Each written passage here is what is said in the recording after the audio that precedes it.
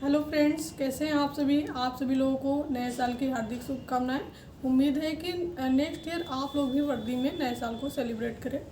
आज हम एक मोटिवेशनल वीडियो शेयर करने जा रहे हैं जिसमें हम आपको अपनी जर्नी के बारे में बताएंगे कि मैंने तीसरी बार में इस जॉब को क्यों ज्वाइन किया।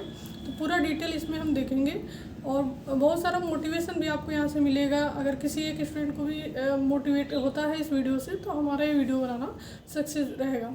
तो चलिए हम शुरू करते हैं। अपनी स्टार्टिंग से बताते हैं कि मैंने तीसरी बार में इस जॉब को क्यों ज्वाइन किया। मेरा जो बैकग्राउंड है वो मैंने पॉलिटेक्निक सिविल इंजीनियरिंग में किया है। तो मैं यही सोचती थी पहले कि मैं टेक्निकल का ही फॉर्म अप्लाई करूँगी। मेरा ऐसा सोच था। बहुत सारे बच्चे अभी भी होंगे जो ऐसा ही सोचते होंगे कि हम टेक्निकल हैं तो हम टेक्निकल का ही फॉर्म अप्लाई करेंगे, नॉन टेक का नहीं करेंगे। तो मेरी ऐसी सोच थी। लेकिन जब कुछ दिन बाद मैंने कॉलेज ज्वाइन किया और उसमें मैं टीचिंग करती थी तो वहाँ आसपास के लोग सारे फॉर्म अप्लाई करते थे, नॉन टेक का हो, टेक का हो, चाहे जो भी है। तो मैंने उन लोगों को देख के मैं मोटिवेट हुई, क्योंकि तैयारी तो मैं करती ही थी। नॉन टेक्निकल में भी रीजनिंग और जीएस तो हर जगह पूछे जाते हैं, मैथ भी पूछा जाता है और हिंदी भी किसी किसी एग्ज़ाम में पूछे जाते हैं। तो सारी चीज़ों को तैयारी तो करनी ही थी। लेकिन मेरा ये मानना था कि मैं टेक्निकल का ही डालूंगी फॉर्म। लेकिन जब उन लोगों को मैंने देखा, अपने आसपास के लोगों को, कि वो सारे फॉर्म को अप्लाई कर रहे हैं, तो मैंने भी सोचा कि मैं भी क्यों नहीं इन फॉर्म को अप्लाई करूं जिसके लिए मैं एलिजिबल हूं। तो बहुत सारे स्टूडेंट ऐसे भी होंगे जो एलिजिबल तो होंगे लेकिन वो सोचते रह जा रहे होंगे कि हम फॉर्म को अप्लाई करें या ना करें। तो वो इस वीडियो को ज़रूर एंड तक देखें।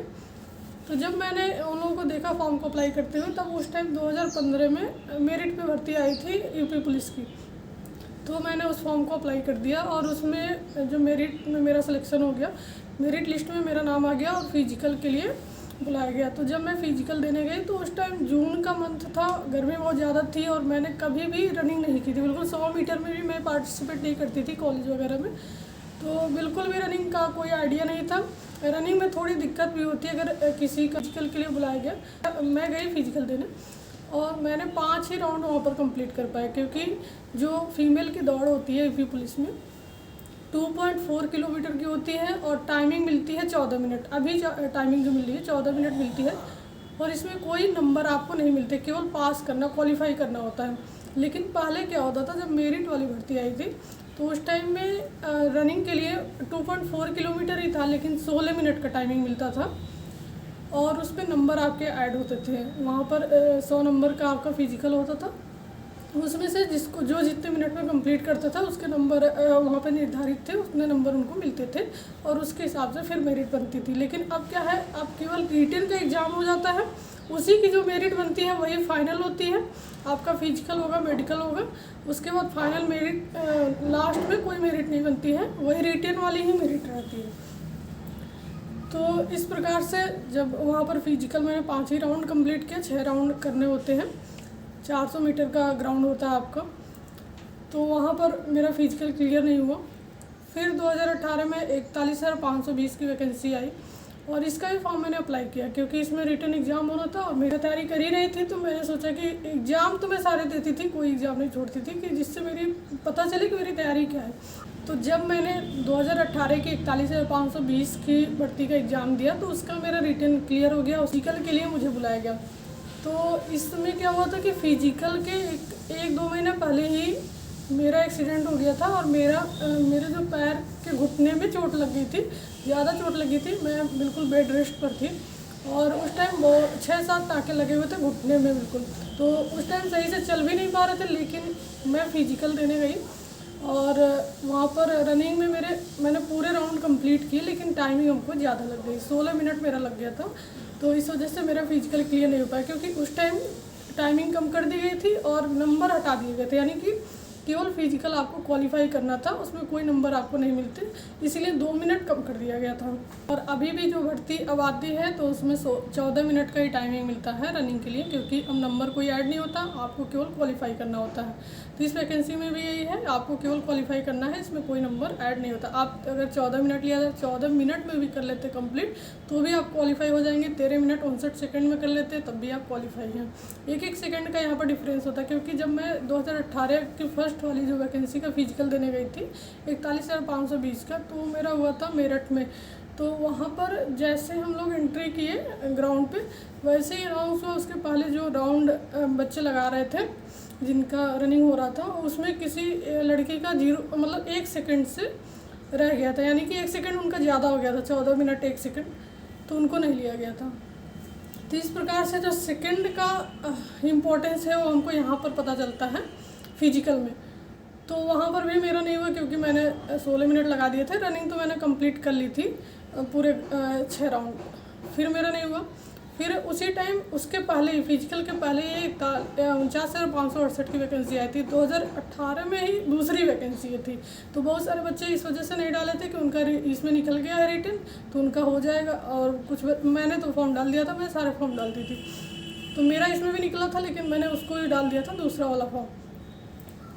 तो जब उसका भी रिटन मेरा निकल गया और उसके फिजिकल होने थे, और उसके पहले SSC GD का भी मैंने पेपर दिया था, तो उसमें भी मेरे अच्छे नंबर थे।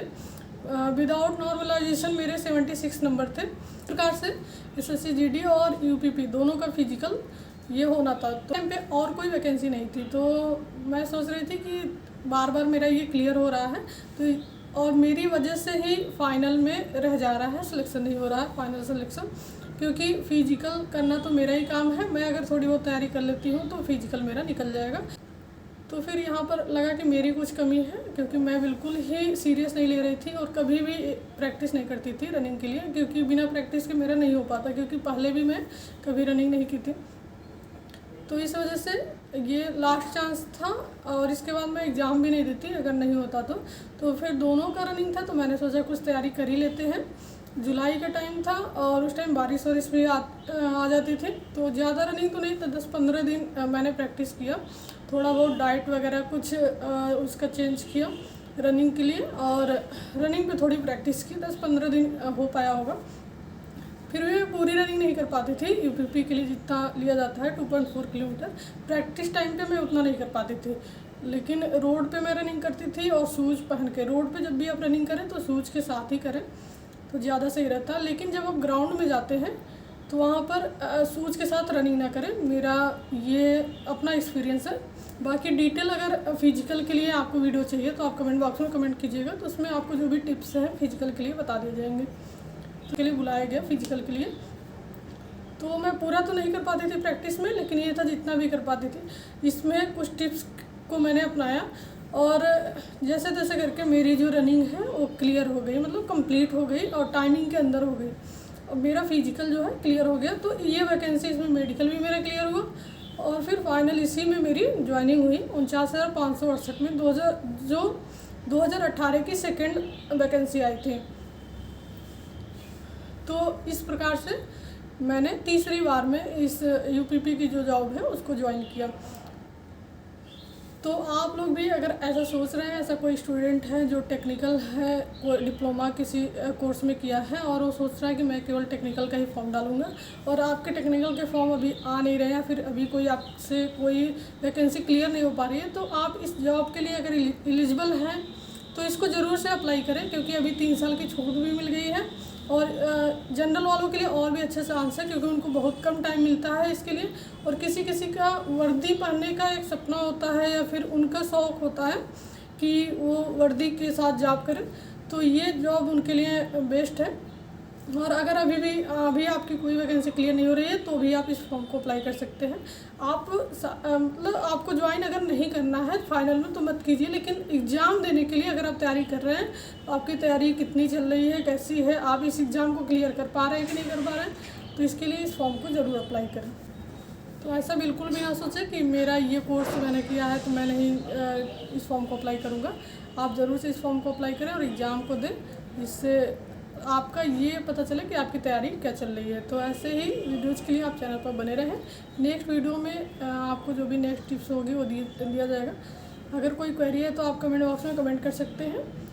किसी भी टॉपिक पे आपको वीडियो चाहिए तो आप कमेंट बॉक्स में कमेंट करके ज़रूर बताएं। जय हिंद।